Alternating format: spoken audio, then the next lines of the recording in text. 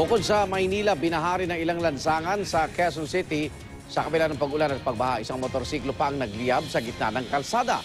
Darito ang report.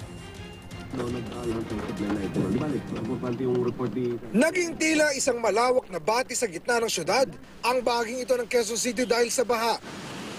Umabot na kasi ng hanggang binti ang tubig sa may bandang Araneta Avenue. Kanya-kanyang diskarte na lang ang mga riders sa pagparada ng kanilang mga motor para hindi ito lumubog. Ang karamihan naman ng mga sasakyan, halatang hirap ng umandar. Sa Maynila naman, rumaragasa pa ang tubig sa ilang lugar. Maraming sasakyan din ang nagmabagal. Ang iba, tumirik pa sa gitna ng daan. Ang resulta ng pagbaha, walang iba kundi matinding trapiko. Wala nang ang galawan ng mga sasakyan sa flyover na ito. Ang ibang intersection, barado na rin. Ang taxi na ito, halos pasukin na ng baha dahil sa taas ng tubig.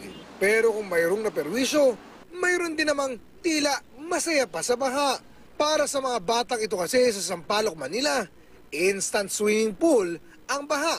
Kaya sige sila sa pagtampisaw.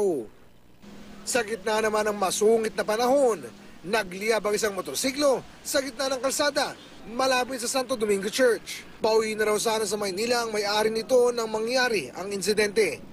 Agad niyang itinabi sa gilid ng kalsada ang motor pero tuluyan itong nasunog. Mas lalo pa itong nakasikip sa trapiko sa lugar. Agad naman itong inapula ng mga bumbero.